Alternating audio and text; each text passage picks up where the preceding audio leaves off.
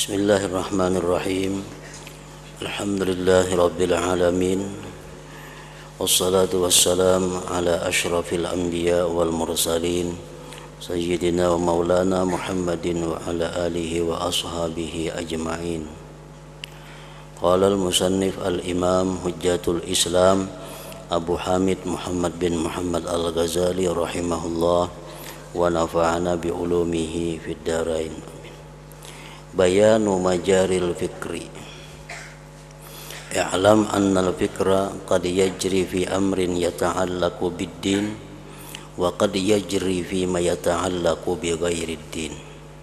Wa inna ma gharaduna ma yata'allaqu bid-din bal natrukil qismal akhar. Wa na'ni bid-din al-muamalata allati bainal 'abdi wa bain rabbi ta'ala. Fajami'u afkaril 'abdi imma an tata'allaqa bil 'abdi wa sifatihi wa ahwalihi wa imma an tata'allaqa bil ma'bud wa sifatihi wa af'alihi la yumkinu an yakhruja an hadzainil qismain. Wa ma yata'allaqu bil 'abdi imma yakuna nadharan bima huwa mahbubun 'inda rabbi ta'ala aw bima huwa makruh wa la hajata ila al-fikri fi ghairi hadzainil qismain. Wa ma yata'allaqu bir rabbi ta'ala imma ayyakuna nadharan bi dzatihi wa sifatihi wa asma'il husna wa imma ayyakuna fi af'alihi wa mulkihi wa malakutihi wa jami'i ma fis samawati wal ard wa ma bainahuma ila akhir.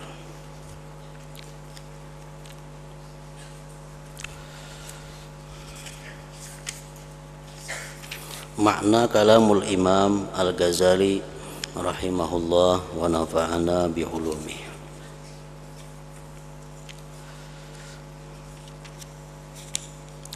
Penjelasan jalan-jalan fikir.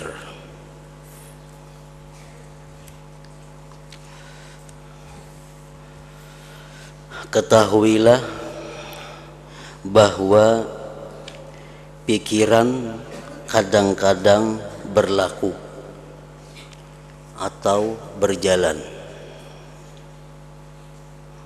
pada perkara yang berkaitan dengan agama.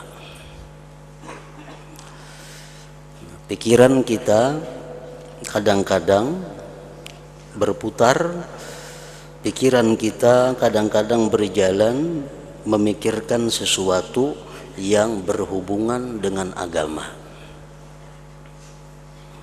Seperti memahami hukum-hukum Allah Subhanahu wa ta'ala, memahami ayat-ayat Al-Quran, memahami sabda-sabda Rasulullah sallallahu alaihi wasallam. Itu contoh orang yang menggunakan fikir pada jalan agama, atau menggunakan pikir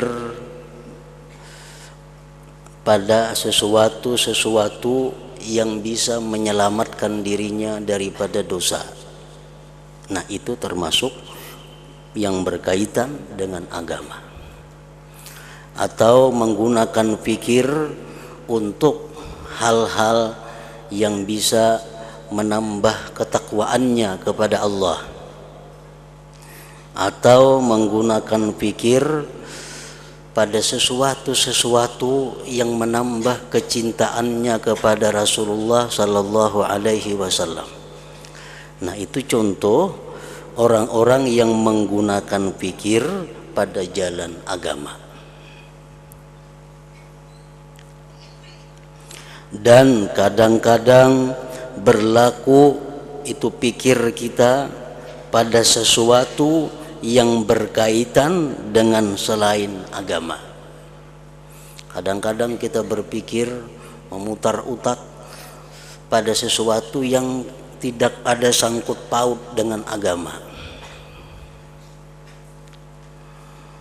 Misalnya berpikir tentang bagaimana cara resep makanan. Kayak mencampur ini berapa, mencampur ininya berapa supaya makanan ini jadi nyaman. Nah, itu berpikir dalam sesuatu yang tidak ada sangkut paut masalah agama. atau berpikir bagaimana menjadikan ini supaya kawa dipakai, atau berpikir malam ini aku akan makan apa, makan sate kah malam ini, ya sudah malam semalam, makan soto kah atau makan apa. Nah berpikir itu berpikir yang kadada sangkut paut dengan masalah agama. Dan hanya saja maksud kami adalah yang berkaitan dengan agama. Yang kita bicarakan, ujar Imamul Ghazali dalam kitab ini, adalah jalan-jalan fikir yang bersangkutan dengan masalah agama.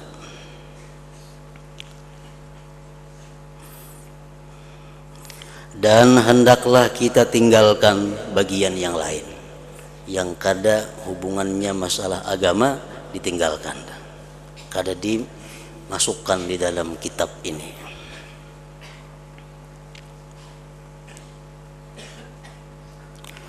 Dan kami maksudkan dengan agama adalah muamalah, hubungan antara hamba dan Tuhan yang Maha Tinggi.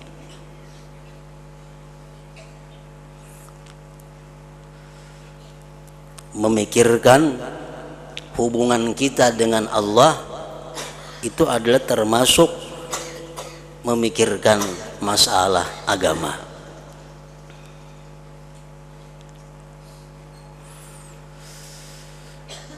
Dan kami maksudkan dengan agama adalah muamalah, hubungan antara hamba dan Tuhan yang Maha Tinggi. Maka semua pikiran hamba ada kalanya berkaitan dengan hamba. Pikiran kita kadang-kadang berkaitan dengan kita sendiri.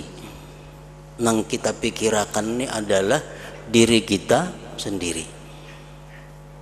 Sifat-sifatnya. Kita memikirkan tentang sifat-sifat kita dan keadaan-keadaannya. Kita berpikir tentang bagaimana akhlak kita. Kita berpikir bagaimana kelakuan kita selama ini. Kita berpikir bagaimana kita menjaga diri selama ini.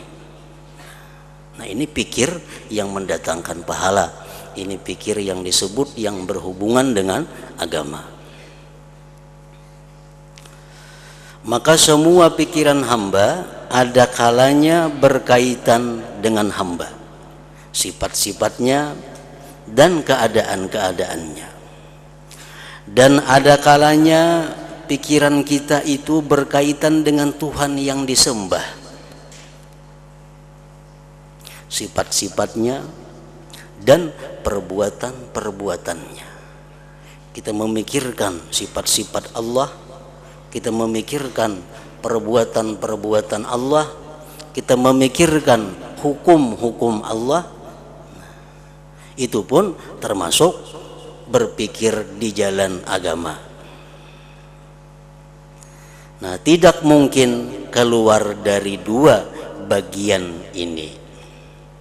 Bagian pertama kita memikirkan diri kita, bagian yang kedua kita memikirkan Tuhan yang kita sembah.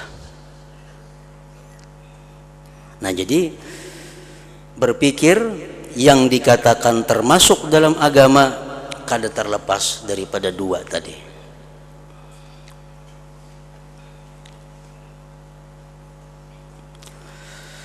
Dan yang berkaitan dengan hamba, dengan kita seorang, ada kalanya memandang pada sesuatu yang disukai di sisi Tuhan yang Maha Tinggi, atau pada sesuatu yang dibenci. Kita memikirkan diri kita. Itu ada dua. Apa yang disukai Tuhan daripada diri kita ini? Apa akhlak kita yang disukai Allah? Nah, kita pikirkan, Pak, Nah, apa akhlak kita yang disukai Allah? Apa akhlak kita, tingkah laku kita yang dibenci Allah? Kita pikirkan, kita ingat-ingat, napa kelakuanku yang dibenci Allah? Napa kelakuanku yang disukai Allah? Nah, jadi untuk ke diri kita, dua itu yang dipikirkan. Memikirkan apa yang ada pada diri ini yang disukai Allah, dan memikirkan apa pada diri ini yang dibenci, dimurka oleh Allah Subhanahu wa ta'ala. Dan tidak ada hajat, tidak ada keperluan kepada pikir pada selain dua bagian ini. Itu bagian yang dipikirkan untuk diri.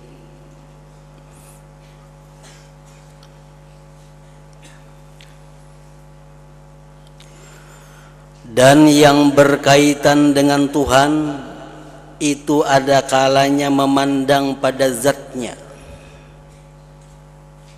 Zat Allah maha besar.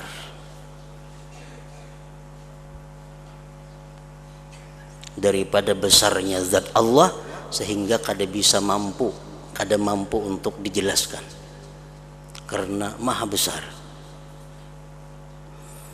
Sifat-sifatnya dan nama-namanya yang bagus, Asmaul Husna. Dan ada kalanya pada perbuatan-perbuatannya Allah, kerajaannya, malakutnya, dan semua yang ada di langit dan di bumi dan di antara keduanya. Nah, jadi untuk berpikir yang ditujukan kepada Allah, yang dipikirkan adalah sifat-sifatnya, nama-namanya yang bagus, kemuliaan kebesaran zatnya, perbuatan-perbuatannya, kerajaannya, dan makhluk-makhluk yang lainnya.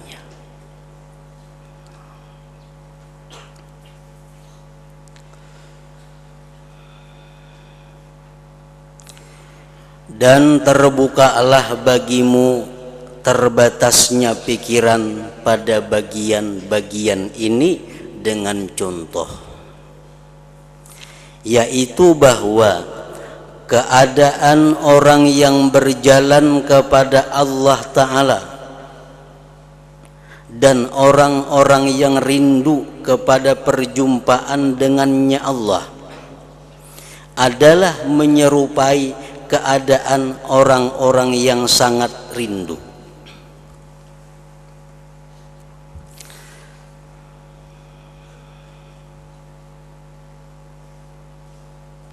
Nah, seorang salik itu disebut orang yang berjalan menuju Allah.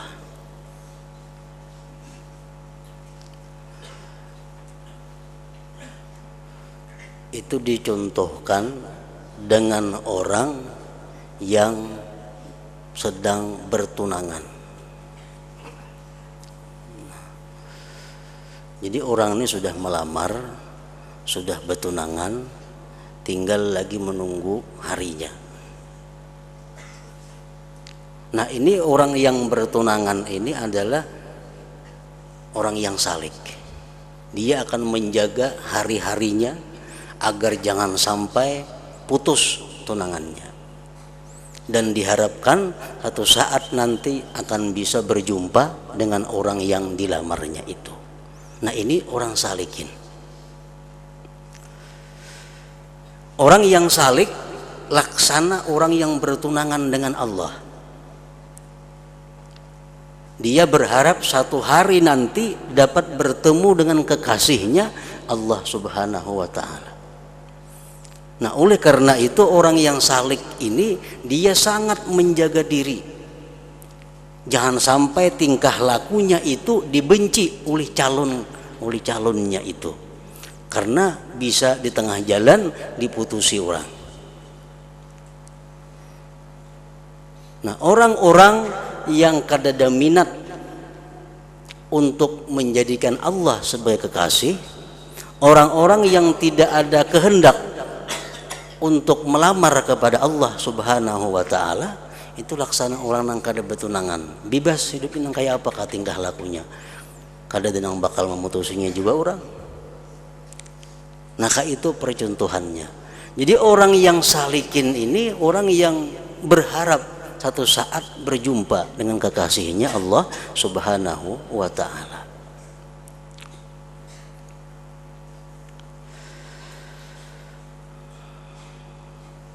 Bahwa keadaan orang yang berjalan kepada Allah Ta'ala dan orang-orang yang rindu kepada perjumpaan dengannya adalah menyerupai keadaan orang-orang yang sangat rindu.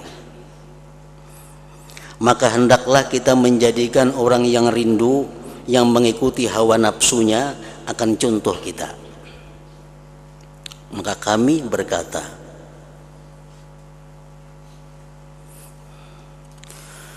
orang yang rindu, yang tenggelam cita-citanya dengan kerinduannya itu tidak melampaui pikirannya dari berkaitan dengan orang yang dirindukannya atau berkaitan dengan dirinya sendiri. Orang yang merindukan seseorang, pikirannya hanya ada dua. Pertama, nang dipikirkannya orang yang dirindukannya. Yang kedua yang dipikirkannya adalah dirinya sendiri. Orang lain kada kau masuk pikirannya, karena cita-citanya, kerinduannya hanya terarah kepada seseorang.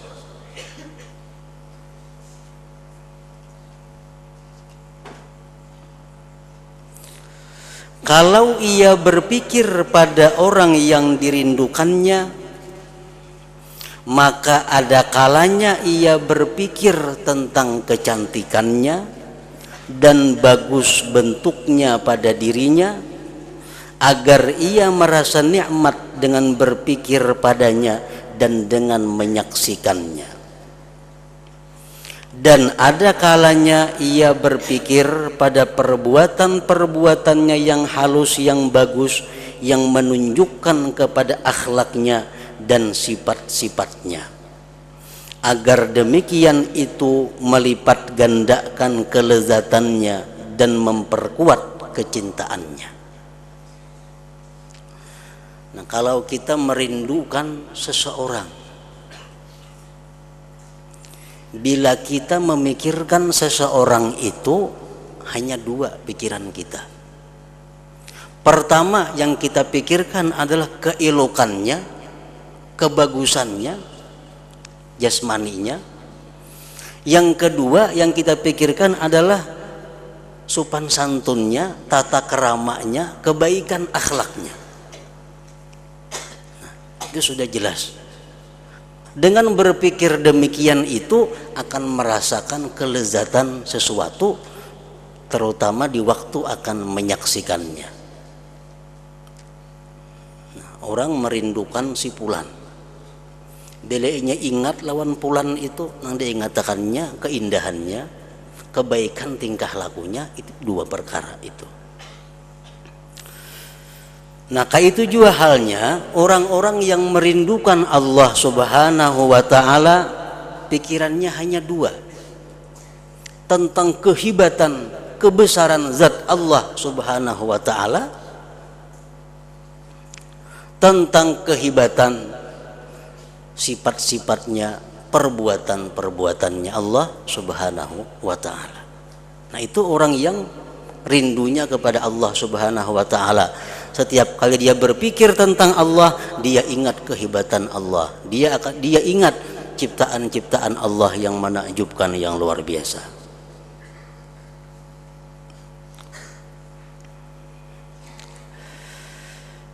Nah, kalau ia berpikir pada dirinya sendiri, orang yang merindukan nih, kalau ia berpikir tentang dirinya, maka pikirannya itu pada sifat-sifatnya yang dapat menjatuhkannya di mata orang yang dicintainya.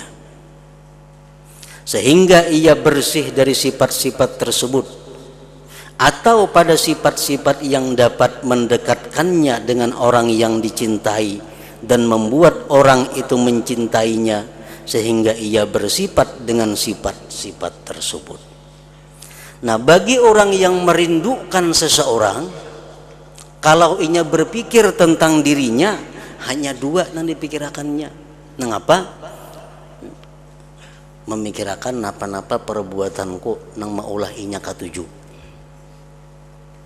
Lawan berpikir napa-napa akhlakku nang membuat inya kada katuju. Pasti demikian. Nah, kalau kita merindukan seseorang, kita berpikir diri kita akan berpikir mun aku macam ini nya kada katuju. Mun aku nangka ini inya katuju. Nah, itu aja pikirannya. Nah, itu juga orang yang merindukan Allah Subhanahu wa taala, bila dia berpikir tentang dirinya hanya dua pikirannya. Kelakuanku macam ini disukai Allah. Kelakuanku nangka ini bisa dihukumnya oleh Allah, bisa diputusinya oleh Allah Subhanahu wa taala. Kalau ia berpikir tentang sesuatu yang keluar dari bagian-bagian ini, maka demikian itu adalah keluar dari batas kerinduan. Kalau ini memikirkan lain pada nang 4 macam tadi, memikirkan usaha, nah baru saat itunya sudah kada rindu lagi. Memikirkan tentang yang lain, berartinya kada rindu lagi dengan orang yang dirindukannya itu. Dan itu adalah suatu kekurangan padanya. Karena kerinduan yang sempurna adalah yang menenggelamkan orang yang rindu dan menyempurnakan hati, sehingga ia tidak meninggalkan padanya tempat yang lapang bagi orang lain. Orang yang benar-benar merindukan sesuatu itu, dalam hatinya kada ada tempat lain selain orang yang dirindukannya itu. Nah, maka orang yang mencintai Allah itu semestinya bahwa ia seperti yang demikian. Maka ia tidak melampaui pandangannya, pikirannya dari yang dicintainya. Orang yang mencintai Allah Subhanahu wa taala, pikirannya hanya terbatas pada yang tadi. Bila dia ingat Allah, dia ingat kehebatan, keelokan, keindahannya. Bila dia ingat lawan dirinya, dia berpikir kayak apa cara supaya diketujui oleh Allah Subhanahu wa taala.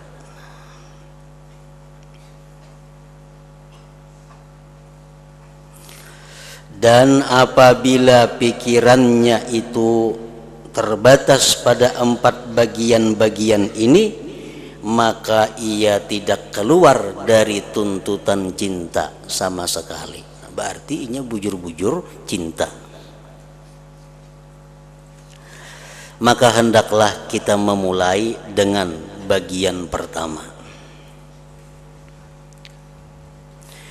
yaitu berpikirnya pada sifat-sifat dirinya dan perbuatan-perbuatan dirinya, agar dibedakan yang dicintai daripadanya dari yang tidak disukai.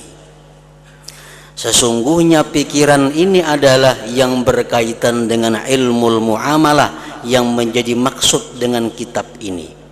Adapun bagian yang lain maka berkaitan dengan ilmu mukasyafah.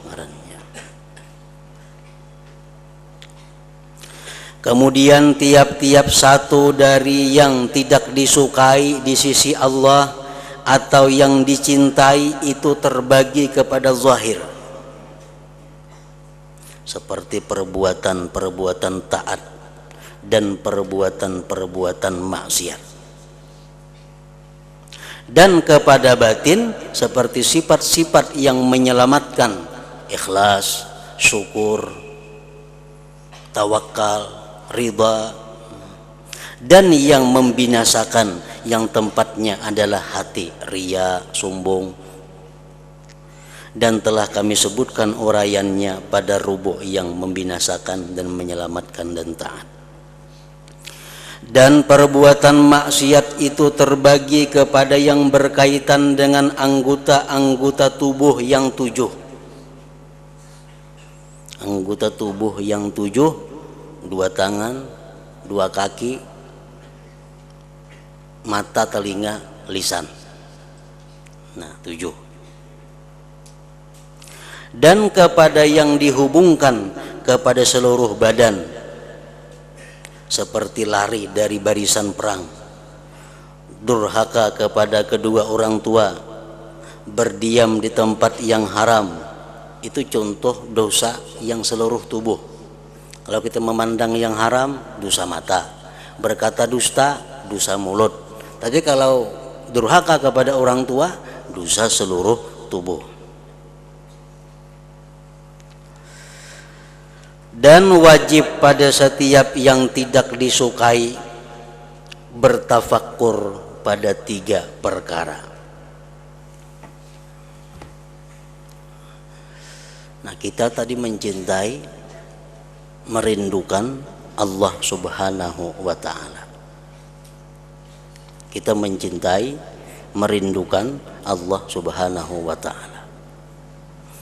Nah, pikiran kita, kalau kita bujur-bujur cinta kepada Allah, pikiran kita itu yang pertama terarah kepada diri kita. Kita pikirkan diri kita ini, sifat-sifat diri kita dan perbuatan-perbuatan diri kita. Yang mana yang dicintai Allah, yang mana yang dibenci Allah. Dari perbuatan diri kita, sifat diri kita.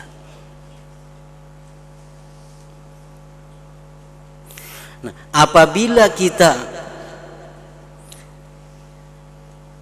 berpikir tentang yang tidak disukai Allah pada diri kita, kita ingat lisan kita ada bertutur yang haram.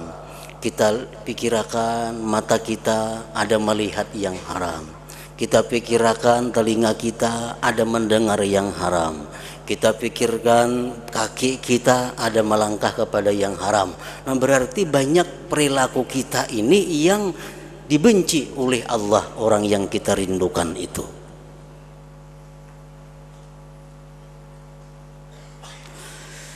Nah, satu bertafakkur pada perbuatan itu. Kita bertafakkur kepada perbuatan kita. Apakah dibenci menurut Allah atau tidak? Kita pikirkan, Bang, perbuatan kita selama ini dibenci Allah atau kada?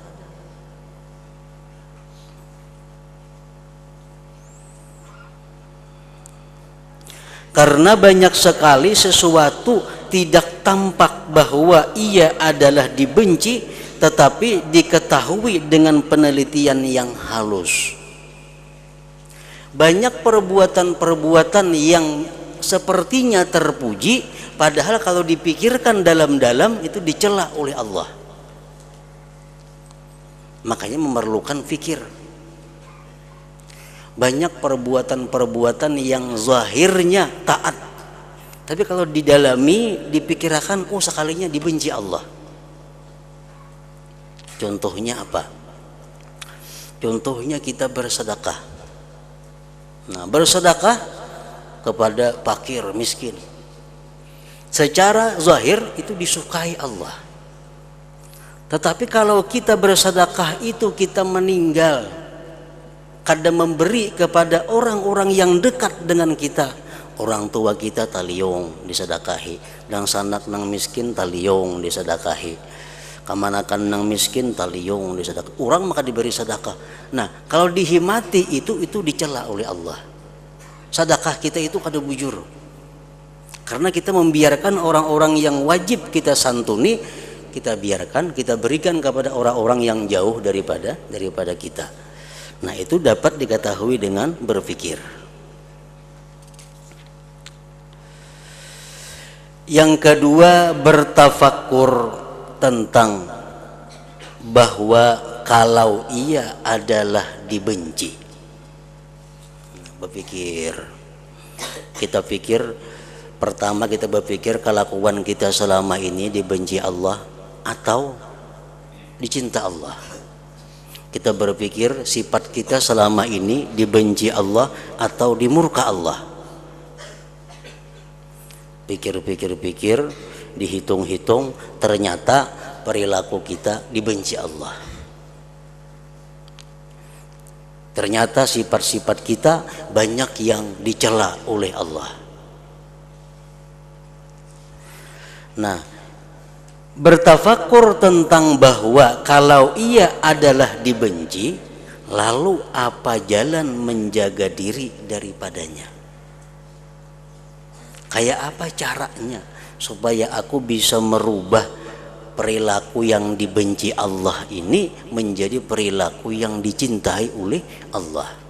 Nah, dipikirkan itu kayak apa caranya supaya perilaku nang kada baik ini bisa menjadi yang dipuji oleh kekasih Allah Subhanahu wa taala.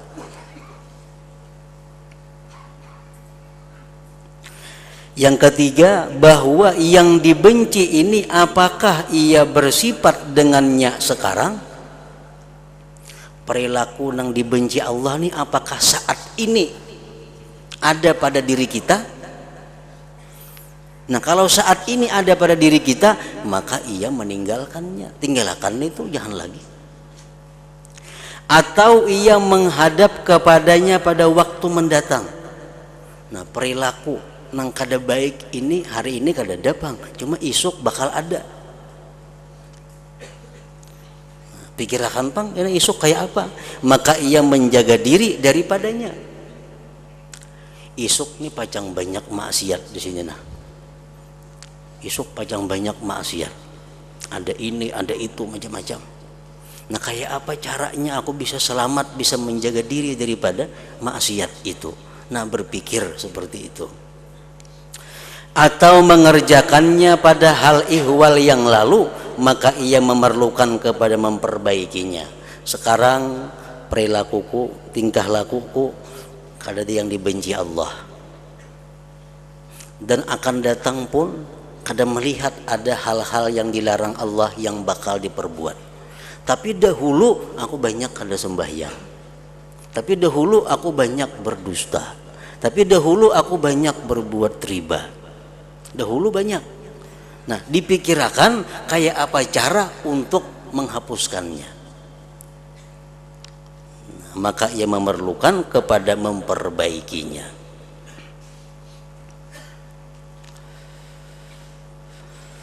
Nah, begitu pula masing-masing dari segala yang dicintai terbagi kepada pembagian-pembagian ini. Nah, kalau kita berpikir tentang diri kita, yang pertama kita pikirkan adalah tingkah lakuku sekarang ini apakah dibenci atau dicinta Allah.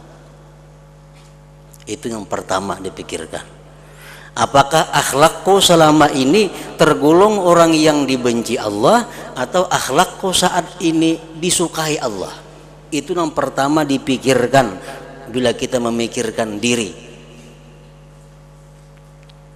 Oh, ternyata tingkah laku akhlakku ini banyak nang kada baik. Nah, bila sudah kita menetapkan bahwa tingkah laku kita banyak nang kada baik, itu kayak apa cara jalannya untuk memperbaiki. Nah, begitu pula masing-masing dari segala yang dicintai Allah Subhanahu wa taala, orang yang zat yang kita cintai. Kalau kita berpikir tentang Allah, terbagi kepada pembagian-pembagian ini juga. Pikirkan sifat-sifat Allah, pikirkan ciptaan-ciptaan Allah, pikirkan kehebatan-kehebatan yang dibuat oleh Allah. Apabila bagian-bagian ini berkumpul, maka bertambahlah jalan-jalan pikir. Kalau kita memikirkan diri kita memikirkan tentang Allah, timbulan macam-macam jalan pikir pada bagian-bagian sampai 100 macam bagian.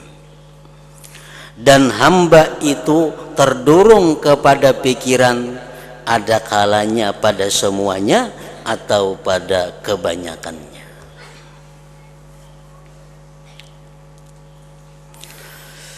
Dan penjelasan masing-masing pembagian ini panjang, tetapi bagian ini terbatas pada 4 macam, yaitu perbuatan taat, perbuatan maksiat, sifat-sifat yang membinasakan, dan sifat-sifat yang menyelamatkan. Pikirkan apa perbuatan taat yang bisa kita lakukan. Pikirkan perbuatan maksiat apa yang telah dilakukan. Pikirkan sifat-sifat nang kada baik apa nang ada dalam hati kita. Pikirkan sifat-sifat yang baik apa yang ada dalam hati kita. Nah, 4 perkara itu. Maka hendaklah kami menyebutkan contoh mengenai masing-masing macam agar dengannya murid membandingkan terhadap lainnya dan terbuka baginya pintu pikiran dan menjadi luas jalan baginya, yaitu pertama, macam yang pertama perbuatan maksiat. Semestinya bahwa manusia memeriksa pada setiap pagi hari akan semua anggota badannya yang 7 secara terperinci. Tuh, setiap pagi hari kita adakan waktu yuhasibu nafsah, menghisap akan dirinya, terutama anggota 7, kemudian badannya secara jumlah. Apakah ia pada waktu itu mengerjakan maksiat? Di waktu kita berpikir tadi, apakah kita ada saat ini mengerjakan maksiat? Maka ia meninggalkannya, tinggalkan maksiat itu. Atau melakukannya kemarin, semalam ada maksiat, maka ia memperbaikinya dengan meninggalkan dan penyesalan. Atau ia menghadap kepadanya pada siang harinya, maka ia bersiap-siap untuk menjaga diri dan menjauhinya. Nah, 3 pikiran itu.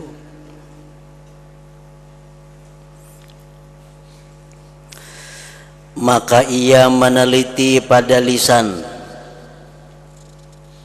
meneliti mulut, dan berkata, sesungguhnya lisan ini menghadap kepada ghibah, berdusta, menyucikan diri, memuji diri, menguluk-uluk orang lain, berbantah-bantahan, bersenda gurau, dan membicarakan pada sesuatu yang tidak berfaedah dan yang lain-lainnya dari hal-hal yang dibenci. Nah, ini dalam pemeriksaan lisan. Maka ia menetapkan pertama-tama pada dirinya bahwa perbuatan-perbuatan itu dibenci di sisi Allah Ta'ala. Ghibah dibenci Allah, dusta dibenci Allah, menguluk-uluk orang dibenci Allah. Nah, tetapkan dahulu dalam hati kita bahwa dusta, ghibah, memuji diri, menyambati orang itu dimurka Allah. Dan ia bertafakur pada dalil-dalil Al-Quran dan Al-Hadis atas kerasnya azab padanya. Kalau aku berdusta, membawaku ke neraka. Kalau aku ghibah, aku akan minta ampun kepada orang yang dighibah. Kalau kada demikian, tobat kada diterima. Kemudian ia bertafakur tentang keadaan-keadaannya, bahwa bagaimana ia datang kepadanya dengan tidak mengetahui. nang diketahui ada sekian dosa yang dilakukan oleh lidah, belum nang kita kada tahu lagi. Kemudian ia bertafakur bagaimana ia menjaga diri daripadanya. Kayak apa caranya supaya jangan menggibah orang lagi? Kayak apa caranya supaya jangan lagi berdusta?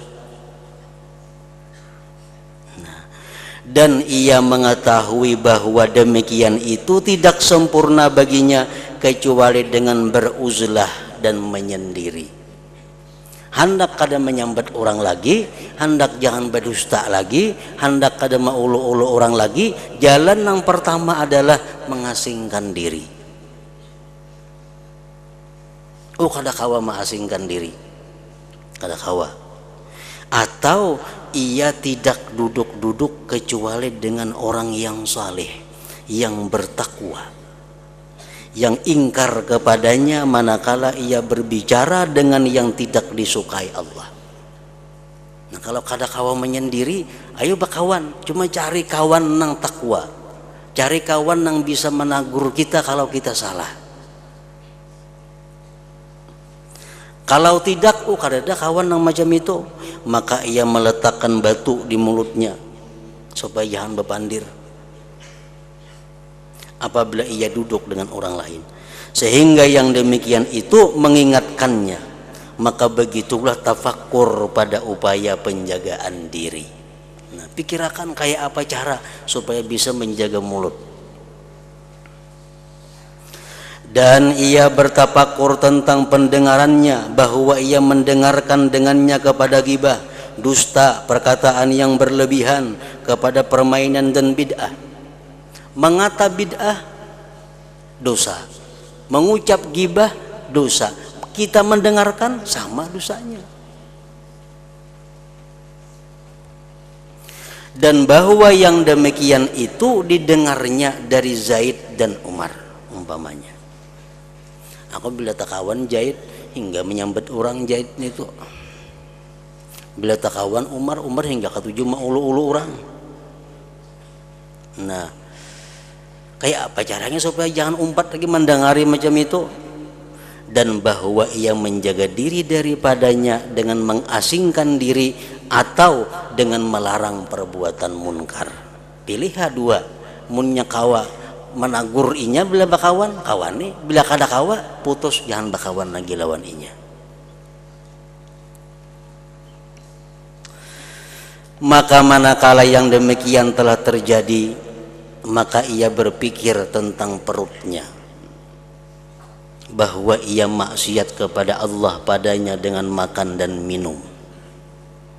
Ada kalanya dengan banyaknya makan dari makanan yang halal, karena sesungguhnya yang demikian itu adalah dibenci di sisi Allah dan menguatkan syahwat yang menjadi senjata syaitan musuh Allah. Dan ada kalanya dengan makan makanan yang haram atau yang syubhat.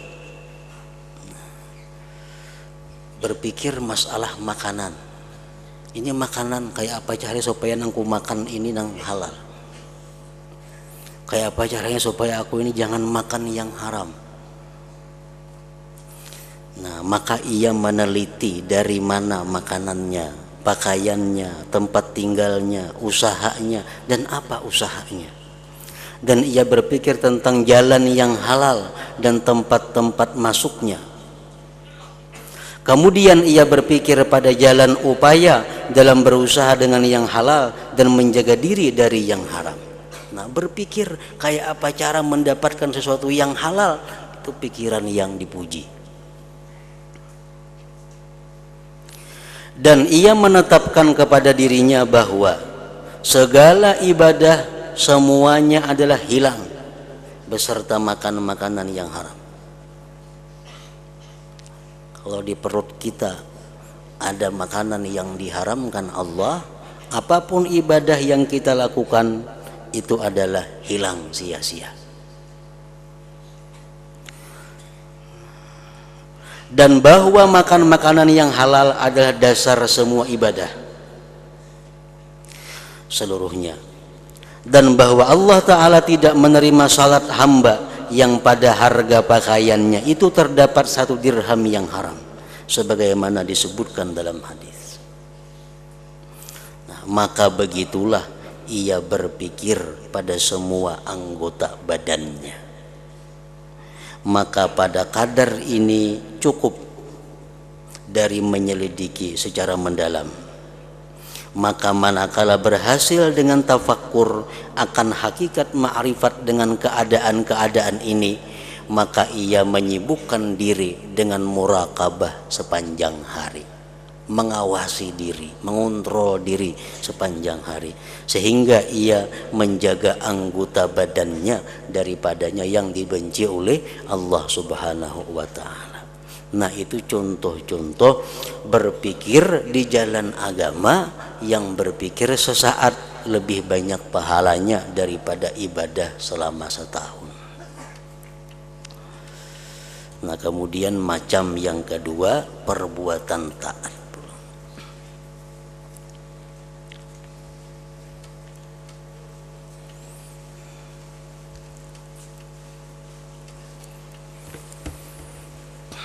Afdalul dzikri fa'lam annahu la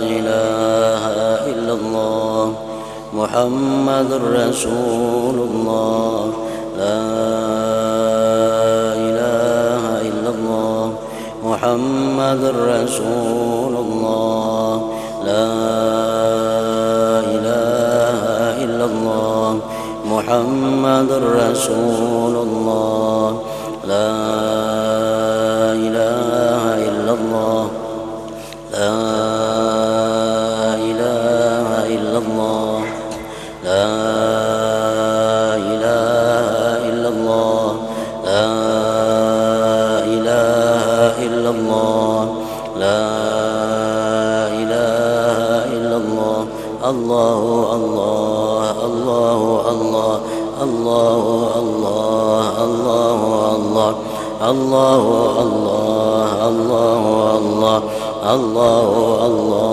Allahu Allah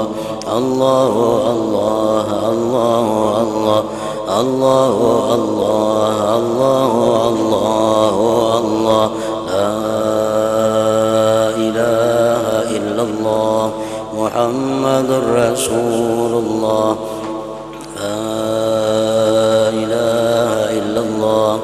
Muhammadur Rasulullah la ilaha illallah Muhammadur Rasulullah la ilaha illallah Al-Fatihah.